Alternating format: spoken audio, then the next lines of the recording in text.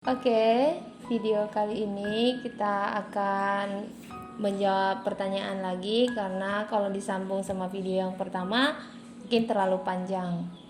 Oke teman-teman, kita lanjut sama pertanyaannya. Ada yang bilang, Kak, payudara saya terasa disayat-sayat sebelah kanan. Saya udah periksa ke dokter, tapi dokternya bilang cuma gumpalan ASI. Bisa jadi kalau kamu dalam posisi menyusui tapi asinya nggak keluar atau anaknya nggak mau ngasih, itu bisa jadi gumpalan. Bahkan saya pada saat itu juga dalam kondisi menyusui, tetapi benjolannya berbeda. Jadi yang saya punya itu ada dua. Yang satu itu benjolannya itu mobile itu bergerak. Jadi kalau orang kesehatan itu tahu kalau mobile itu berarti hanya tumor jinak saja. Tapi nggak selamanya. Buktinya hasilnya punyaku kanker payudara. Bahkan dokternya juga bilang ini hanya benjolan biasa aja, tumor jinak.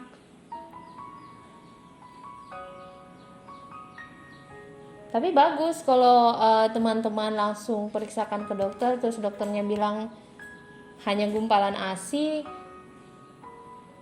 It's okay, berarti itu penyakitnya. Tapi Kak, nyeri, nggak hilang-hilang nyerinya. Kalau kamu ngerasa masih tidak nyaman dengan penjelasan dokter tersebut, bandingkan dengan dokter yang lain, nggak ada masalah. Kalau kamu tidak merasa puas, pergi ke dokter yang satu lagi, bandingkan. Nggak ada larangan, kamu nggak bisa ke dokter lain, nggak ada. Mending kamu jumpain dokter daripada teman-teman. Aku ngerasa seperti ini. Terus teman-temannya bilang, ini seperti ini, seperti ini, seperti ini. Itu bakalan banyak beban di pikiran kamu. Menambah beban. Bukan berarti gak bisa cerita sama teman, bukan. Karena apa yang disampaikan oleh teman-teman kita itu belum tentu. Namanya juga mendengarkan dari satu yang lain. Aku dengar kemarin sih itu sakit loh kayak gini, dia minum ini. Padahal penyakitnya beda. Si itu sakit sama dengan sakit kamu, tapi dia minum yang kayak gini. Ujung-ujungnya sakit tambah parah karena kita nggak konsultasi sama dokternya. Penyakit yang lain datang lagi. Karena apa? Kita konsumsi yang bukan kebutuhan tubuh kita. Kita konsumsi yang lain-lain. Contohnya, kita kalau lapar, seharusnya kita makan nasi, makan yang buat kita kenyang. Nah, kalau kita lapar terus kita cuma minum kopi, ya jadi penyakit dong yang datang. Nggak kebutuhan. Apa yang dibutuhkan dalam tubuh kita ini bukan itu yang kita kasih. Asupannya bukan itu, jadi salah. Jatuh-jatuhnya ya tambah penyakit kita.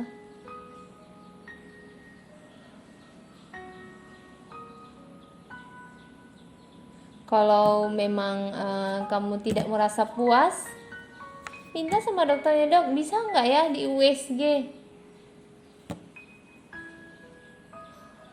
Nggak ada masalah. Dokternya nggak larang, dok aku mau USG bisa nggak? Nggak boleh.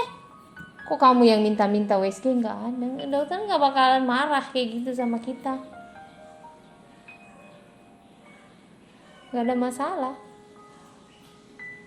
Yang jadi masalah kalau kita nggak mau berobat.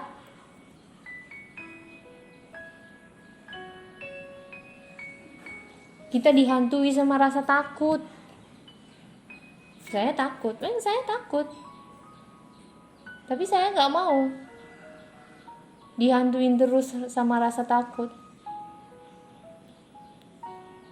Kalau saya bertahan di rasa takut itu, aku nggak duduk di sini.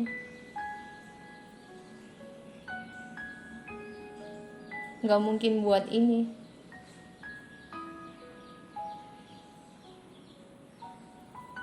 Jadi teman-teman, ayo kita semangat. Kita berjuang, kita untuk sehat. Bahkan sampai saat ini pun saya masih konsumsi obat. Berapa lama? 5 tahun. Bukan selesai di situ. 5 tahun saya harus minum obat. Lah, 5 tahun minum obat, apa kabar ginjal? Ya bodo amat lah. Ginjal mau jadi apa?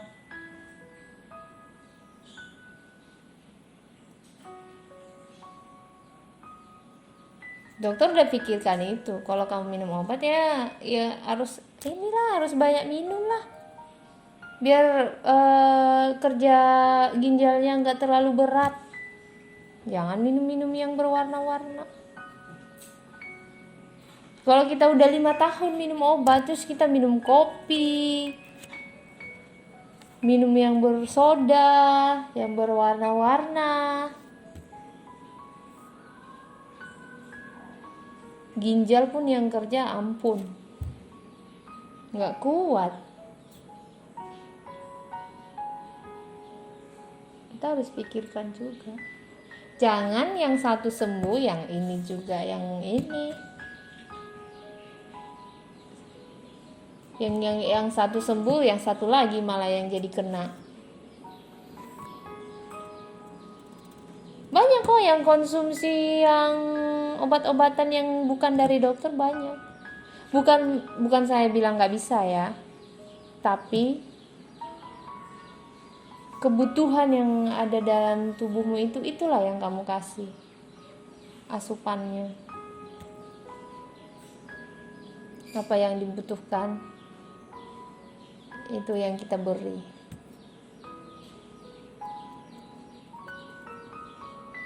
Kak, tapi saya nggak puas dengan diagnosa dokter yang itu, hanya gumpalan ASI itu, dia bilang. Iya, ke dokter lain, seperti saya bilang tadi, ke dokter lain. Sampai sekarang masih rasa tersayat-sayat loh Kak, nyeri.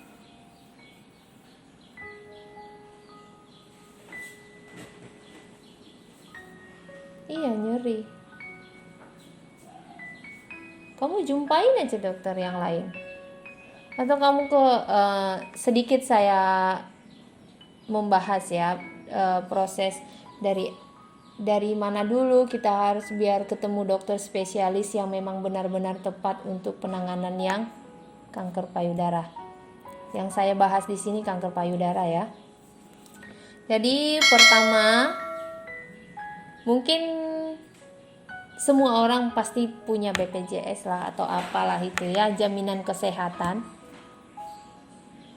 Kita ke klinik, di dalam itu kan kartu itu kan ada klinik mana yang tempat kita berobat. Kita ke klinik yang itu dulu, kemudian konsultasi sama dokter umumnya. Nanti dokter umumnya mengarahkan kemana ini harus diarahkan. Mungkin ke spesialis bedah umum dulu, seperti saya. Dari klinik ke rumah sakit, mungkin tipenya B atau C gitu ya. Nggak bisa langsung ke tipe A. Dari klinik langsung ke tipe A nggak bisa. Biar kita nggak salah langkah, jadi nggak capek teman-teman. Kalau punya sakit seperti saya nggak capek, nanti kita langsung ke rumah sakit. Pak, minta rujukan dulu, ini segala macam. Kita udah sakit, diarahkan lagi balik ke klinik untuk minta rujukan. Tahapnya itu ya teman-teman. Dari klinik dikasih rujukan ke rumah sakit, mungkin tipe B atau C. Dari rumah sakit yang kecil mungkin akan dirujuk lagi ke rumah sakit yang lebih besar biar kita ketemu sama dokter onkologinya. Tuh, biar nggak bolak-balik. Di sana nanti dokternya mengarahkan lagi mau diapain, dilakukan apa.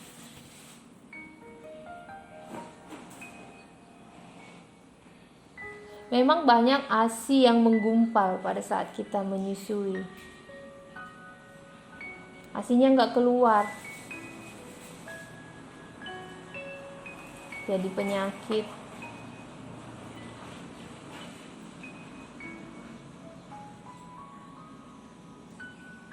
Makanya banyak orang-orang yang pumping, harus dikeluarin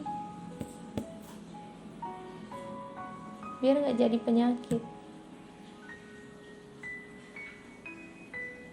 Kalau ASInya nggak dikeluarin, terjadi penyakit yang baru. Saya minta tolong bagi teman-teman yang melihat ini, tolong bagikan biar teman-teman di luar sana nggak banyak yang datang dengan kondisi yang sudah benar-benar jelek.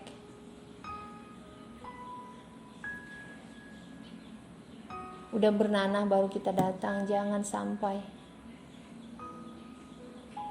Oh, nanti biayanya besar gimana? Nggak usah mikirin biaya deh. Kesana aja dulu ke dokternya. Nanti kalau kita nggak ada biaya, disampaikan dokternya ini yang harus ini, apa yang kamu harus perlu sediakan, pasti dikasih tahu. Jaminan kesehatan udah cukup lah buat kita konsultasi dulu sama dokternya. Nanti uang lagi.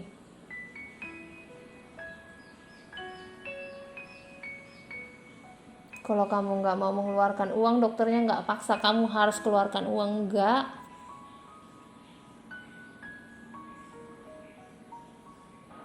Makanya kita jaga kesehatan. Biaya kesehatan itu memang mahal banget.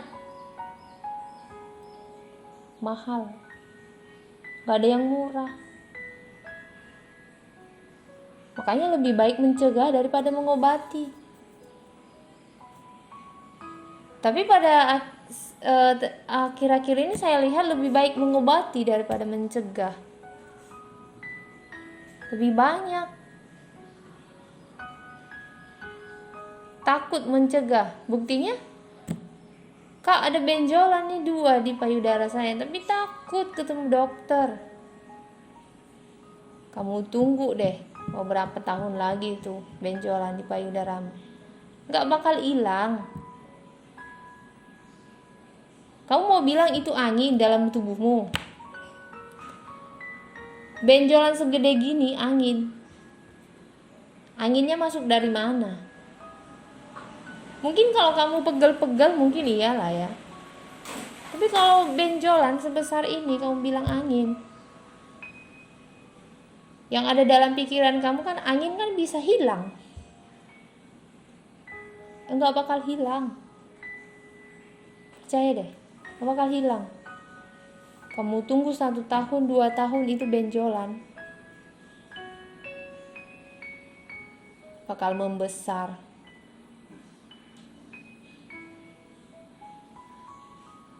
Mungkin akan sebesar telur kali ya. Baru kita berobat ke dokter.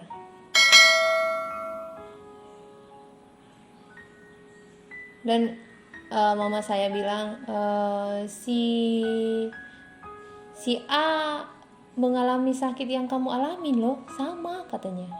Tapi dia udah sebesar telur.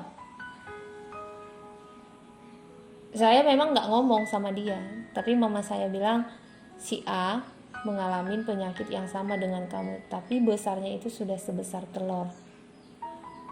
Mamanya si A ini bilang, aku mau lihatlah foto anakmu yang waktu dia sakit itu gimana. Dikasih lihat sama mama saya. Ya memang jelek, lemas, kurus lah, orang nggak bisa makan. Wajar-wajar aja. Tapi kan itu proses pengobatan. Bukan karena penyakitnya itu semakin menggerogoti, bukan. Saya semakin kurus karena saya menjalankan pengobatan.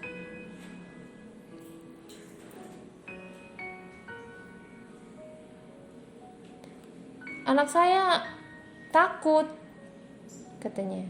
Sudah dibawa ke rumah sakit. Rumah sakit bilang, kamu harus lanjutkan pengobatannya. Dia nggak mau. Berhenti di situ. Nggak tahu mau sampai kapan dia mempertahankan sebesar telur itu.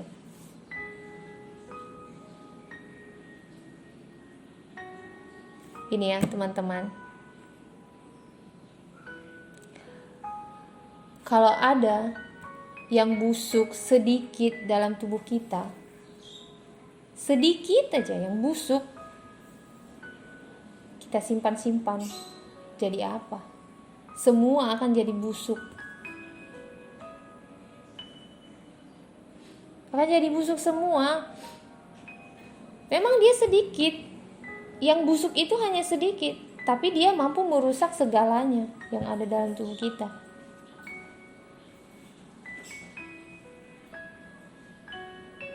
Jadi sebelum terlambat, ayo kita sama-sama berjuang untuk sehat. Semangat kita untuk sehat. Gak usah pikirin orang lain deh kalau kita sehat. Kalau saya sehat nanti orang lain akan senang. Gak usah, diri kita sendiri aja. Aku yakin orang-orang yang di luar sana kalau udah terdiagnosa cancer itu yang ada di pikirannya mati. Bahkan saya sendiri berpikiran seperti itu. Tapi kembali lagi, emang siapa yang tahu kita mau mati? Gak ada yang tahu tanggal berapa dia mau mati, berapa lama lagi umurnya. Nikmatin aja, jalanin. Emang gak gampang. Gak gampang, memang gak gampang. Saya tahu gak gampang.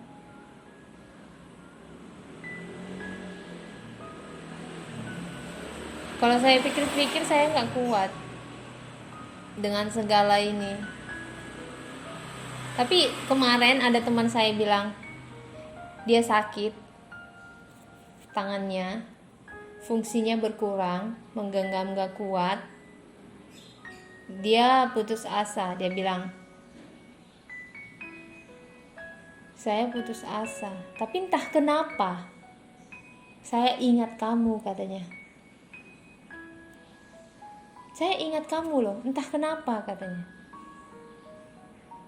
Yang ada dalam pikiranku itu Santi. Kenapa dia bisa kuat? Kalau dilihat dia itu, aduh, lemas. Ini aku cuman gak bisa genggam.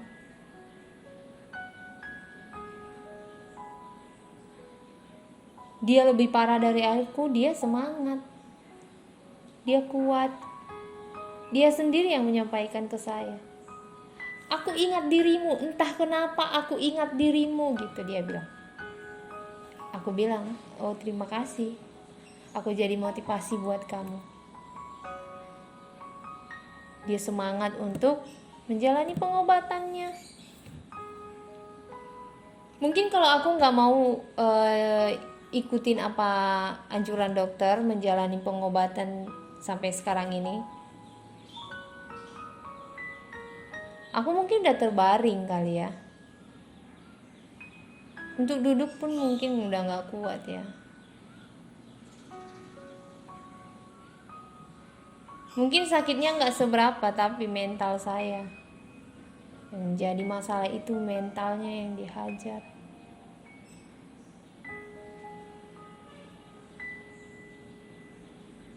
Setiap orang yang didiagnosa penyakit apapun itu, pasti mentalnya yang dihajar. Itu pasti. Mungkin penyakitnya nggak begitu mematikan, tapi maksudnya nggak mematikan pada saat itu, mungkin 2 bulan atau 3 bulan, mungkin nggak seperti itu. Tapi mental kita ini,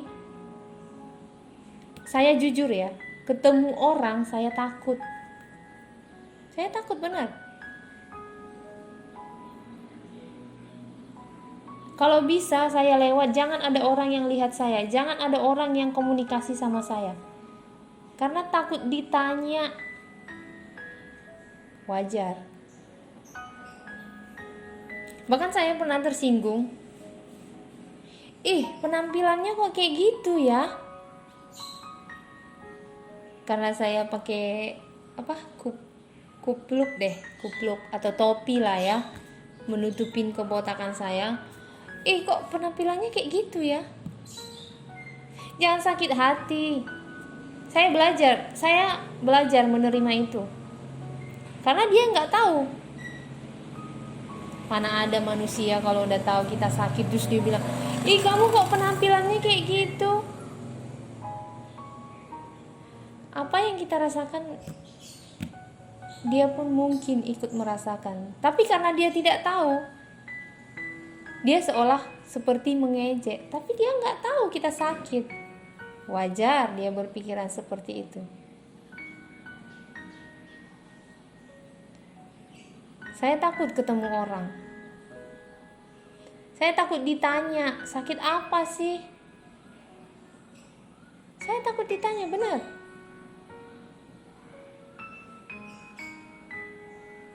Itu mentalnya kan. Lagi-lagi mentalnya yang dihajar. Saya mau kerja, saya tutup pakai itu kapucon ya. Kalau tutup ini kapucon, jaket yang ada tutup kepalanya lah. Udah kayak preman saya. Biar apa menutupin ini? Kan kalau perempuan kan nggak ada rambut kan nampak. Sengaja saya pakai kupluk ini terus kapucon. Biar nggak ditanya orang saya. Memang lama saya menerima kondisi, lama saya bisa beradaptasi dengan kondisi. Belajar menerima kondisi itu saya memang lama. Bahkan sebelum saya dilakukan operasi, sudah dirujuk ke dokter onkologinya, sudah ketemu sama dokter onkologi, dan mau dilakukan operasi. Persiapan itu semua diperiksa. Pas mau dilakukan operasi itu kita diperiksa dulu yang penyakit sekarang, ada COVID enggak dia.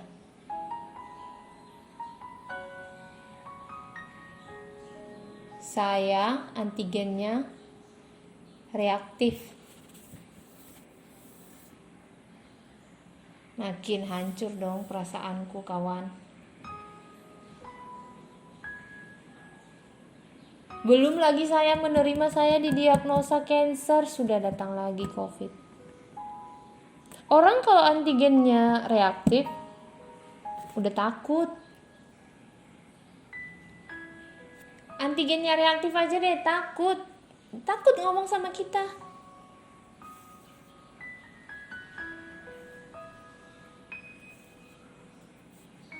Ini harus diperiksa PCR-nya.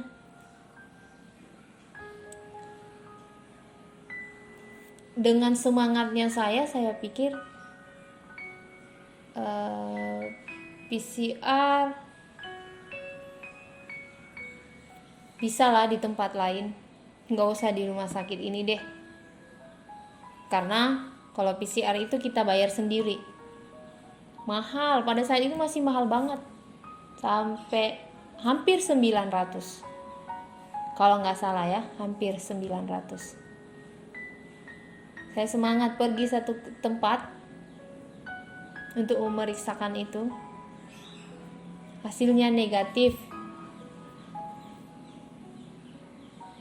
Tapi bukan PCR yang saya lakukan. Saya udah deg-degan. Yang saya pikirkan kalau saya terdiagnosa COVID, yang ditanganin bukan cancer saya, COVID-nya yang ditanganin. Yang ada makin lama makin menjalar tuh penyakit di seluruh badan saya. Saya bawa tuh hasil sama perawatnya. Gak nyampe 2 jam saya balik lagi ke rumah sakit itu. Kak, ini hasil antigen saya. Tadi saya periksa di sana, hasilnya negatif. Tadi pada saat saya diperiksa di sini reaktif. Ini hasilnya negatif. Oh, nggak bisa. Harus di sini diperiksa. Itu bukan PCR katanya. Saya nggak menyalahkan dia. Saya yang salah. Karena saking takutnya saya cepat-cepat ke rumah sakit, ke salah satu tempat untuk pemeriksaan COVID-nya. Oh, ibu kan tadi udah dikasih tahu.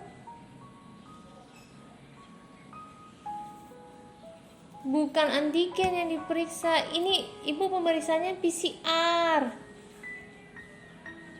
Double dong biayanya jadinya, gara-gara nggak konsentrasi lagi. Antigennya 250 kalau nggak salah. 250 tambah 880, hampir 900 itu ya, yang PCR yang di rumah sakit itu.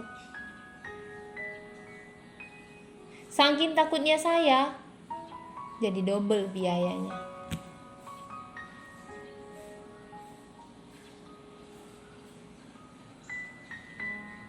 Karena memang merusak mental. Jadi pikirannya nggak tenang.